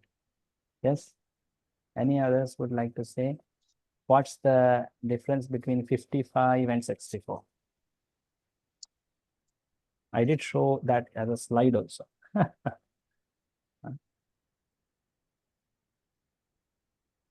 Let me just go back. Okay. You can read it here. Read. Item 7 refers to visiting holy places like Dwarka, Vrindavan, Jagannath Puri, the Ganga, etc. Item 48 refers to briefly visiting a temple of Lord Vishnu, a place where Vishnu is worshipped.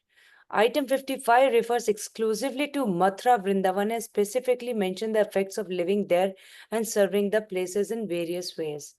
And item 64 refers to Mathura, Vrindavan's unparalleled ability to awaken Bhava Bhakti. So, 4 items are related to holy places.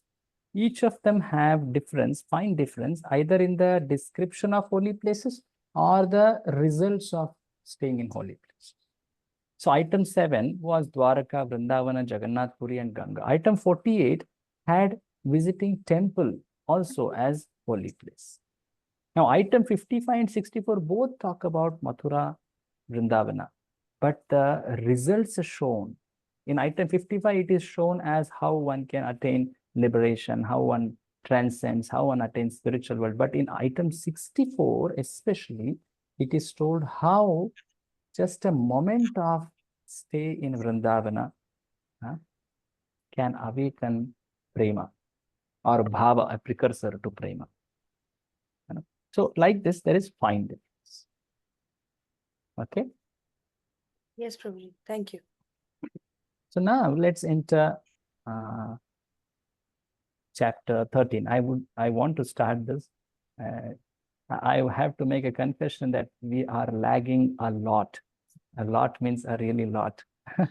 I had a plan to complete this description by end of September, but it seems like it's going to October, and I want to complete it before Kartika Yatra and have all of your exams done by We will that give time. exam after coming back. No, We no, no, can't- no. You should do, all of you should do exams before Yatra. No, Prabhuji, there is No, no let's bandwidth. talk about it later. That's okay. Yeah.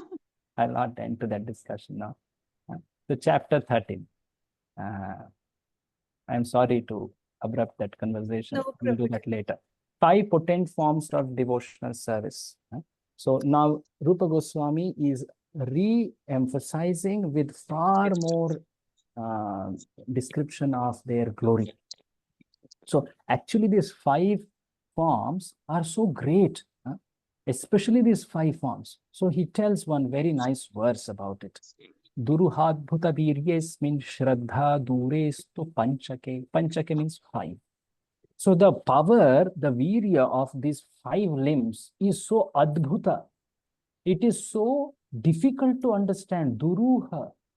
How Lord can bestow mercy through these 5 limbs. The Panchanga Bhakti it is called actually. So Chaitanya Mahaprabhu told Nama Kirtan, Nama Kirtan, Bhagavat Shravan, and Shraddhaya Sevan, Sri Bhagavata Shravan. So he especially emphasizes Chaitanya Mahaprabhu in Chaitanya Charitamrita. So Swalpa api sambandha, yatra swalpopi sambandha, even a little contact with these can awaken bhava. See, Bhakti Rasamrita Sindhu is geared towards prema. That is the highest attainment, and it is bringing one to there. And whatever practices are important for that, it will in fact show it with great limelight. Read the translation here, Mataji. Yeah, the power of these 5 principles is very wonderful and difficult to understand. Yeah. Even without feeling them, a person who is offenseless can awaken his dormant love of Krishna simply by being a little connected with them. So the verse which I was trying to recollect, it says, Sadhu Sangha Nama Kirtan Bhagavat Shravan Mathura Vasa Sri Murtira Shraddhaya Seva. So Where those is 5 limbs. This is in Chaitanya Charitamrita, in the words of Chaitanya Mahaprabhu. He especially meant this Sadhu Sangha, the association with devotees, Nama Kirtan, chanting of it. Just say Bhagavat it. Shravan. Sadhu Sangha. It starts like that. You can search Sadhu Sangha Nama Kirtan Bhagavata Shravan. Okay, Prabhuji. Search it like that. Let me show. It's CC 22.128, bro. Oh, great. Which one, Prabhuji? Chaitanya Charitamrita Madhya Leela 22.128. So in this description of bhakti, devotional service to Rupa Goswami, Rupa Shiksha, Chaitanya Charitamrita, Chaitanya Mahaprabhu says this.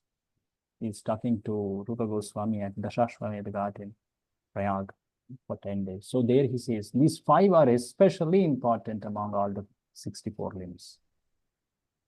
So that's what is the subject of this chapter.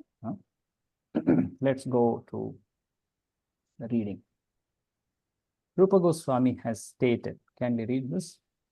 Yes, Prabhuji. Yeah. Rupa Goswami has stated that 5 kinds of devotion activities, namely residing in Mathura, worshipping the deity of the Lord, reciting Srimad Bhagavatam, serving a devotee, and chanting the Harinam, Hare Krishna mantra, are so potent that a small attachment of any one of these 5 items can arouse devotional chastity even in a neophyte.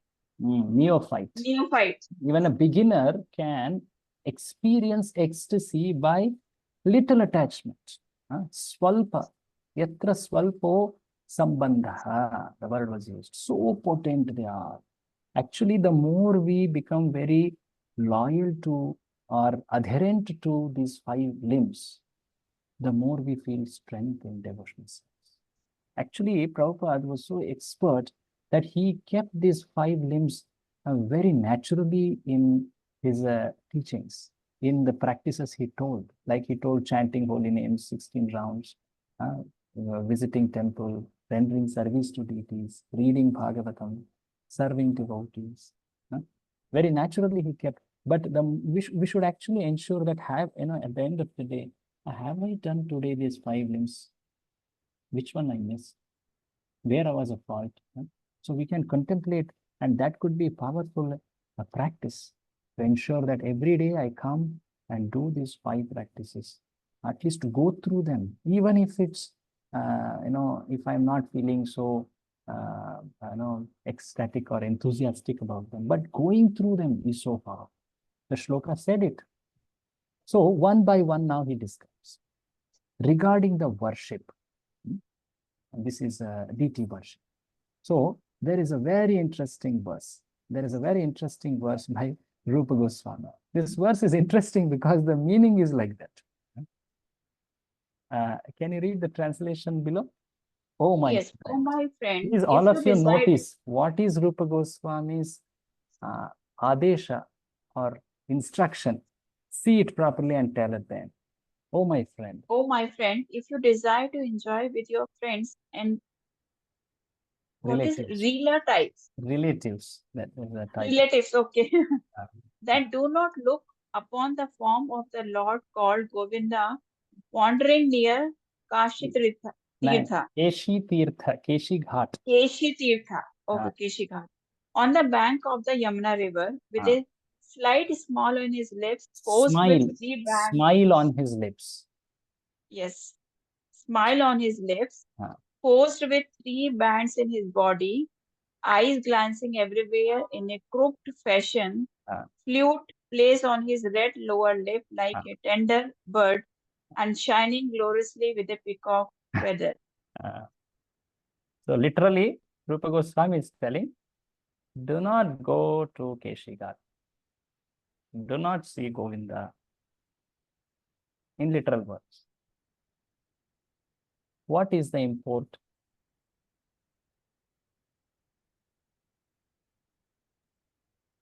Did all of If you you observe? if you look at Govinda, then you will not want to associate with your friends and relatives.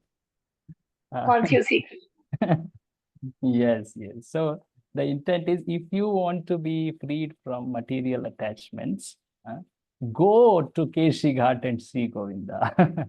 So in the poetry, that it's called indirect glorification.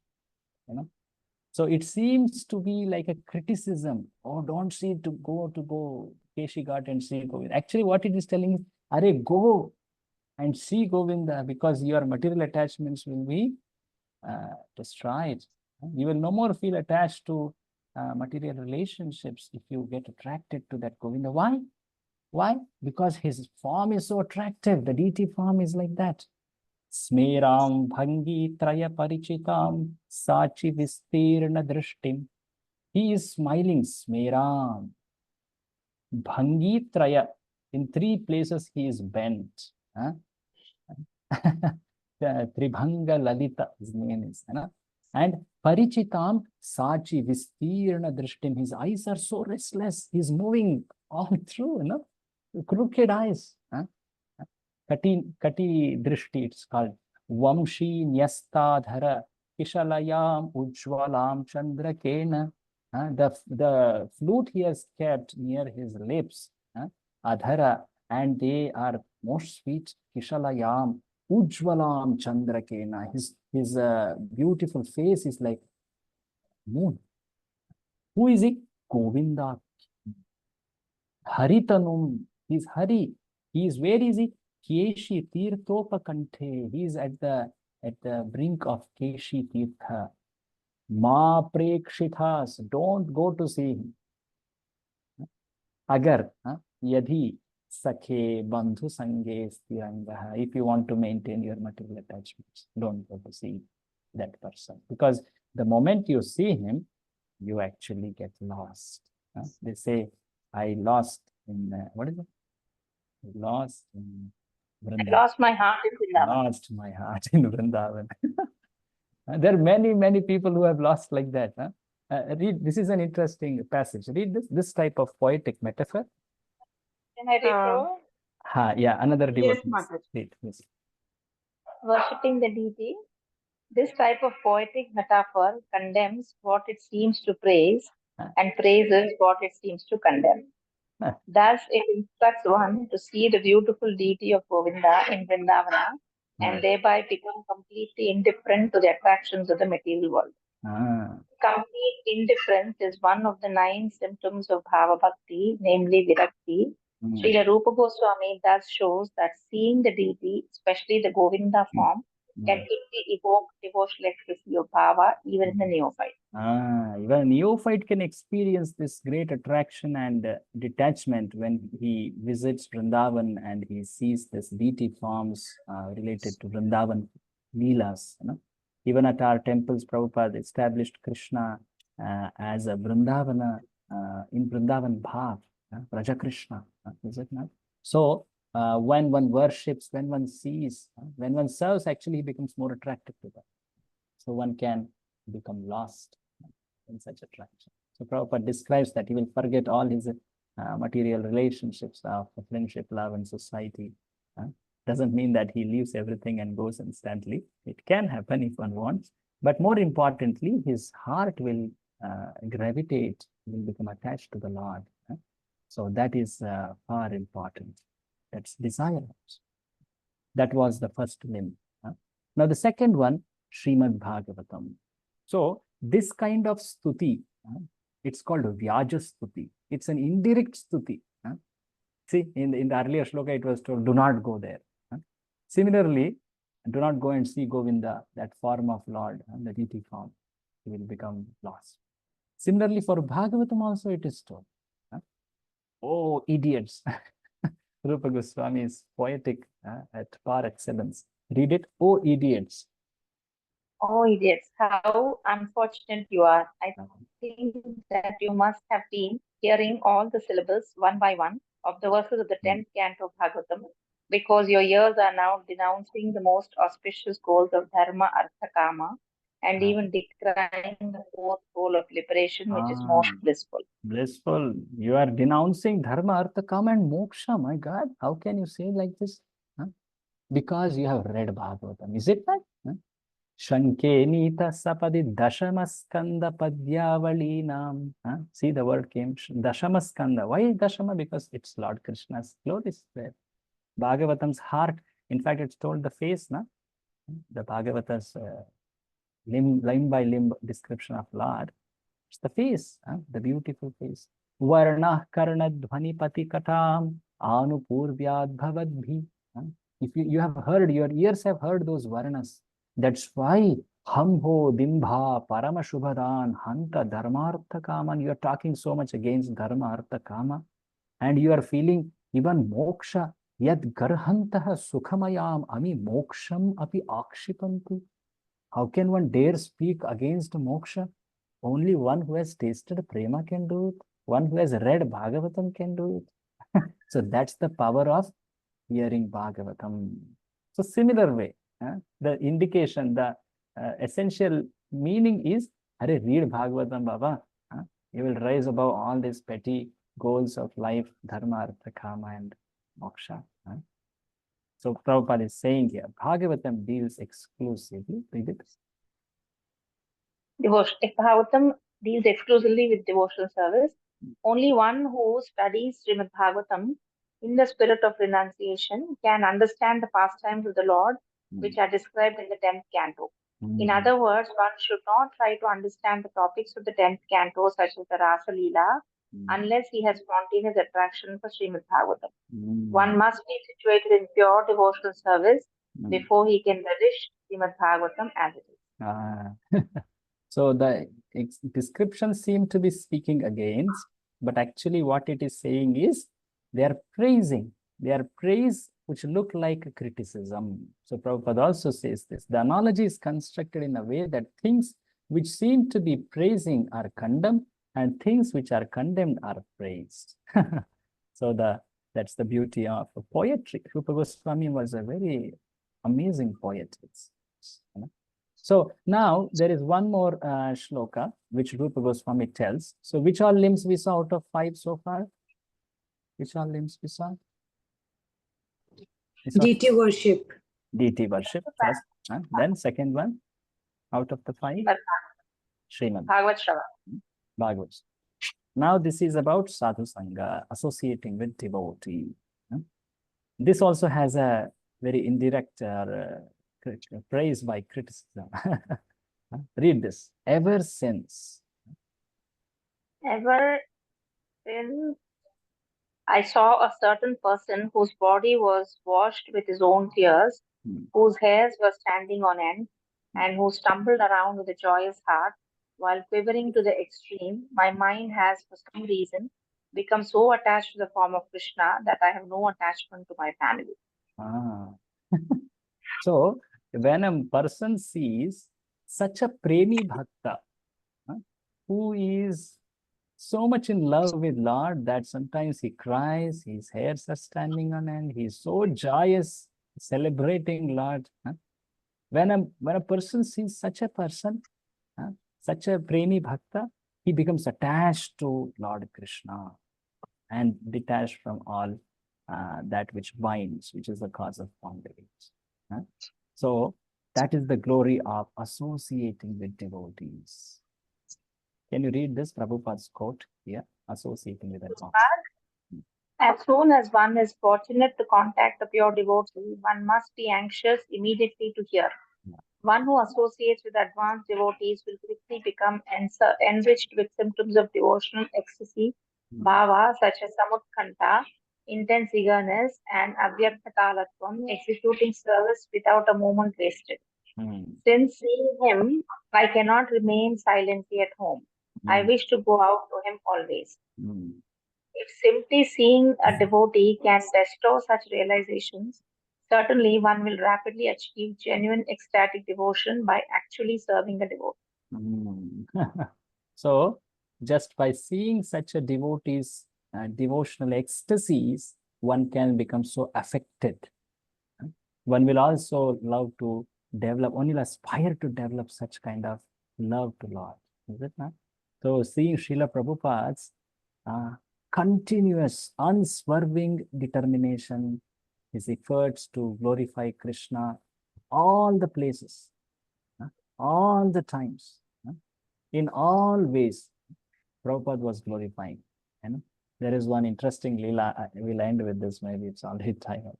So Prabhupada, once he, of course, you know all that, how he was traveling from one place to other continuously. So one place he comes, the night, he has come the night, and next day he has day full of engagements, right from morning itself. I think it's Detroit or somewhere. He's visiting university, he's going to meet some eminent people, he has class in the temple, he's meeting so many devotees, eminent social guests of the society. And at the end of the day, devotees are waiting. Oh, Prabhupada told he will give Diksha, he will give Diksha, he will give. That was their, those who are aspiring for initiation, they will have this anxiety. When will my Guru Maharaj give me Diksha? Is it not? So some news is there like that recently. Anyways, the point is that one aspires. He's waiting with that anxiety. So at the end, Prabhupada came and he gave Diksha. He gave an initiation lecture. He conducted yajna. It was already late in the night. It was dark. And at the end, actually, he has not eaten anything. Whole day he was traveling. And at the end, it was practically 11:30, 12 o'clock. And then some devotee got him milk. He would get him milk, and he drank milk. And he told, wow, such a wonderful life. Glorifying Krishna 24 hours a day. So just seeing that, the memories of Srila Prabhupada, the disciples share, seeing him perfectly blissful, serving Krishna, We all aspire to develop it one day. So that is the effect of associating with such advanced, that we are affected to have some aspiration like that. Is it not? It's wonderful, is it not? If it can happen to us, there is nothing like it. So like this, we are seeing in this wonderful literature, Nectar of Devotion, Prabhupada giving such revelations. So we have are reviewing or reading the review of those 5 topics with more emphasis. Rupa Goswami is presenting them, how potent they are, how even a little contact with them can awaken bhava. Remember this word bhava. And we have just completed out of the 5, which all? 3 DT we did, huh? leadership, Reading Srimad Bhagavad Bhagavatam Srimad Bhagavatam we did, correct. and seeing the devotee, associating with devotee. Associating with devotees, yeah. Now there is hearing and chanting and Madhuravas. Mathuravas. So we will see that in the next session, Krishna willing. And we will also enter chapter 14 to complete that. That will complete actually sadhana bhakti, Vaidhi sadhana. Then Raganuga sadhana bhakti description will start in chapter 15. Of course, and these are important because these are very relevant for us. They are more advanced stages. We will surely read them to understand them. What is the stages later one can attain by proper practice. Prabhuji. Thank you very much. Srimad Bhakti Rasamrita Sindhu, Nectar of Devotion ki jai, Srila Prabhupada ki jai. Hare Krishna. Any comments or questions? Yes, Prabhuji, I have a thing to say. You remember in the first section of the Bhagavad Gita, you made a sheet which had the division of Bhakti Yoga and Ashtanga Yoga and Karma Yoga. That what are the there are few categories that distinguish between these 3 yogas. That what is the aim, how to achieve it, what is the purpose. Right, there was a whole flow chart for all the 3 yogas. So it's a compiled list of the entire section 1. So I was wondering if there's something similar to NOD also, sir, because we have read through so much, it's kind of confusing, like what is which limb and what comes under sadhana, what comes under samanya bhakti and what comes under that. No, this is not sadhana. Maybe next session I'll try to put it again. We have seen that. I will let us refresh that again. Yeah, it's like a compiled list in the end if we can get. Yeah. Because whenever I am confused, I always look at that chart you have made and it clears up the... Yeah. We will do that. Huh? We will do that. Surely my devotees have described like that. I was not mindful of it to show. I will do that. Thank you, Prabhuji. Any other comment or question? Okay. Thank you very much. We will meet next Friday. Srila Prabhupada ki jai. Hare Krishna. Thank you. All Thank you, Prabhuji. Krishna. Thank you, Prabhuji. Hare Krishna.